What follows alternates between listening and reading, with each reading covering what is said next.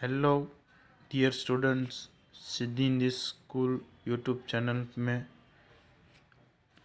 आप सबका स्वागत है। वीडियो की शुरुआत करें उससे पहले कक्षा 9th विषय सामाजिक विज्ञान पाठ नंबर 16वां जलवायु, इसके बारे में हम चर्चा कर रहे थे।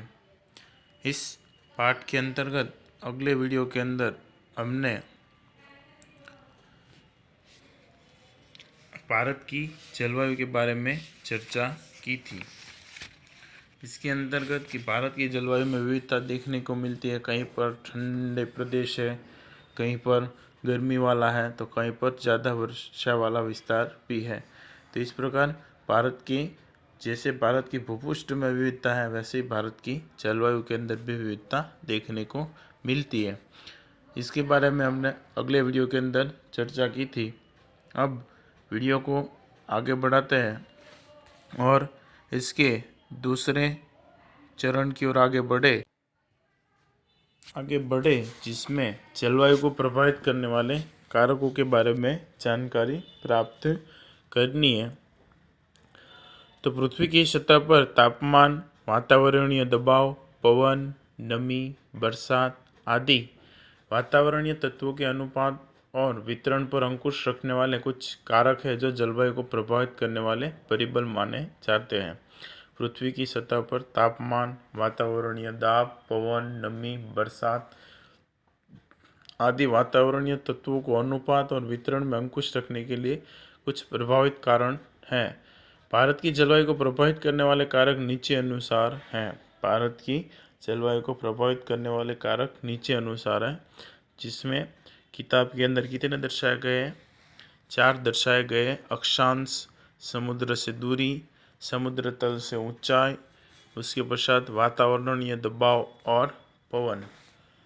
ये 4 कारक है जो भारतीय जलवायु को प्रभावित करते हैं और हमें इन्हीं 4 कारकों के बारे में अधिक जानकारी प्राप्त करनी है।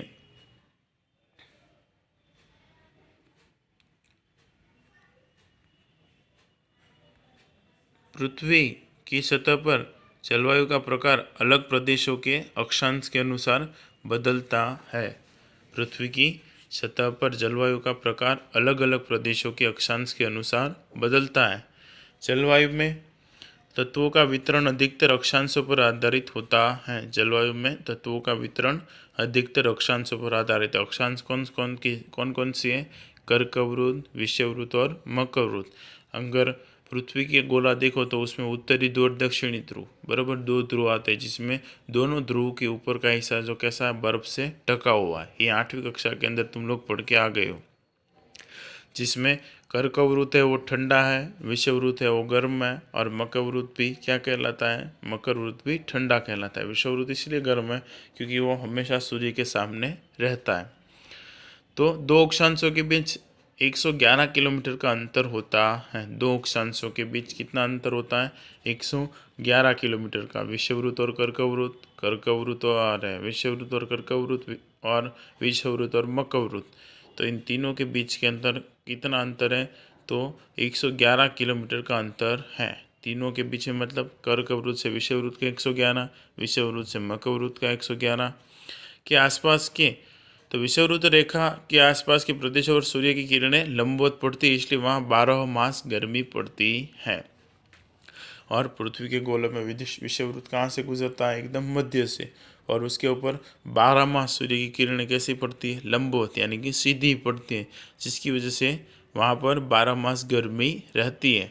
भारत उष्णकटिबंधीय और समशीतोष्णकटिबंधीय 2 जलवायुगत परिस्थिति में विभाजित है। कौन कौन सी जलवायु के अंदर विभाजित है भारत?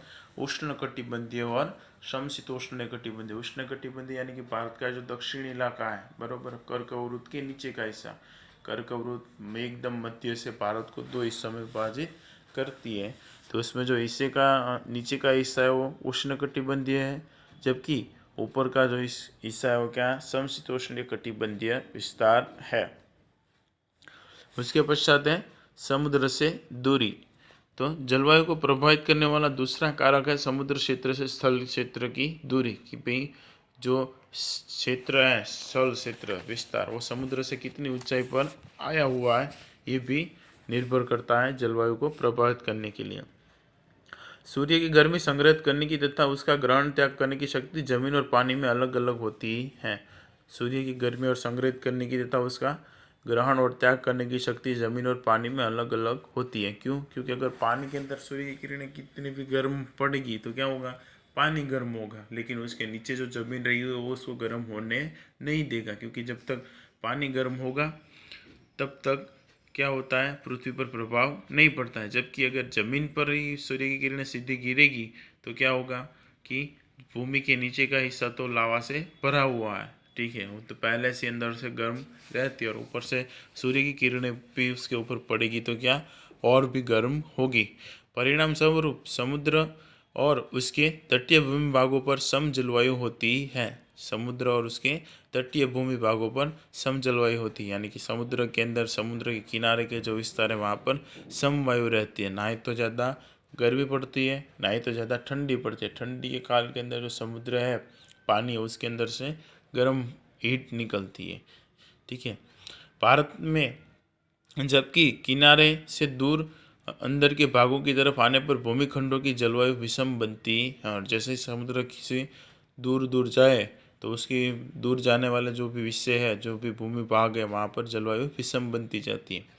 भारत में मुंबई समुद्री तट पर होने से वहाँ जलवायु सम रहती है। यहाँ पर भारत में मुंबई समुद्र तट पर होने से वहाँ जलवायु सम रहती है। मुंबई में जाओ तो आप लोग जानते पूरा दिन भीज ही रहता है, पूरा दिन नमी वाला ही तुम लोगों को दिखाई देगा।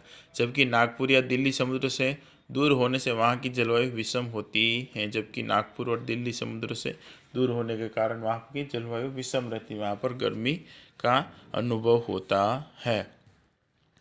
उसके पश्चात है समुद्र तल से ऊंचाई। तो समुद्र तल से कितनी ऊंचाई पर आया हुआ है उसके ऊपर भी क्या रहता है, जलवायु का प्रभाव रहता है। किस प्रकार से, तो आइए जानते हैं। समुद्र की सतह से वातावरण में जैसे जैसे ऊंचाई की तरफ जाए हवा का दबाव और हवा का तापमान घटता जाता है। समुद्र की सतह से वातावरण में जैसे जैसे ऊंचाई की तरफ जाए तो हवा का दबाव और हवा का तापमान घटता जाता है। जबकि भूपृष्ठ की ऊंचाई में वर्षा में वृद्धि करती है। जबकि भूपृष्ठ की ऊंचाई में क्या होती है, वर्षा में वृद्धि होती है। इसलिए हिमालय पर्वत के ऊपर अत्यंत वर्षा होती है। हिमालय पर्वत की ऊंचाइयों का कारण उसके अत्यंत ऊंचे शिखरों 12 महीने बर्फ से ढके रहते हैं। नमी वाली हवाएं ऊंचाई पर जाने से ठंडी हो जाती है और वर्षा करती हैं। और जो समुद्र से जो हवाएं निकलती हैं बराबर गर्मी के साथ साथ वो क्या करती हैं कि समुद्र के पानी को भाप में रूपांतर कर लेती है और अपने अंदर उन हवाओं में क्या हो जाता है, भाप समाहित हो जाती है। अब ये नमी की वाली जब हवाएं ऊपर जाती है ठंडे विस्तारों के अंदर तो क्या होती है, तो ये ऊपर जाते ही नमी वाली हवाएं वर्षा लाती है, तो जैसे नमी वाली हवाएं ऊपर जाती है और ऊपर ठंडी होने के साथ क्या करती है, वर्षा लाती है। असम मेघालय के पहाड़ी प्रदेशों में तो ऊंचाई बढ़ने के साथ साथ वर्षा की मात्रा भी बढ़ती। असम और मेघालय पहाड़ी क्षेत्रों में ऊंचाई बढ़ने के साथ साथ वर्षा भी अधिक होती है। क्यों? क्योंकि जो मानसूनी हवा है वो क्या करती है, ऊपर से बंगाली खाड़ी से उठती है और जब मेघालय असम तक पहुंचती है तो वहाँ के ऊंचे पर्वतों से टकराती है और टकराने के पश्चात वो वापस वहीं पर गिरती है, जिसकी वजह से वहाँ पर वर्षा क्या रहती है, अधिक। और दूसरा सबसे महत्वपूर्ण क्या कारण है कि वहाँ पर घने जंगल आए हुए हैं। जितने पेड़ पौधे ज़्यादा होंगे उतनी वर्षा अधिक होगी। सामान्य परिस्थिति में पृथ्वी की सतह से ऊंचाई की तरफ 165 मीटर पर 1 डिग्री अंश सेल्सियस अथवा 1000 मीटर पर 66.5 डिग्री अंश सेल्सियस तापमान घटता है। और सामान्य परिस्थिति में पृथ्वी की सतह से ऊंचाई की तरफ 165 मीटर पर 1 डिग्री अंश सेल्सियस अथवा 1000 मीटर पर 66.5 डिग्री अंश सेल्सियस तापमान घटता है। तो ये हो गया समुद्र तल से ऊंचाई। तो 3 के बारे में जानकारी प्राप्त की, अक्षांश, समुद्र से दूरी, समुद्र तल से ऊंचाई और वातावरणीय दबाव और पवन। इसके अंतर्गत आप सबको समझ में आ गया होगा। फिर भी अगर कुछ समझ में ना आया हो तो पूछ सकते हैं। इसके आगे के हिस्सों के बारे में, आगे लास्ट व बाकी वातावरणीय दबाव और पवन, इसके बारे में इसके अगले वीडियो के अंदर हम चर्चा करेंगे।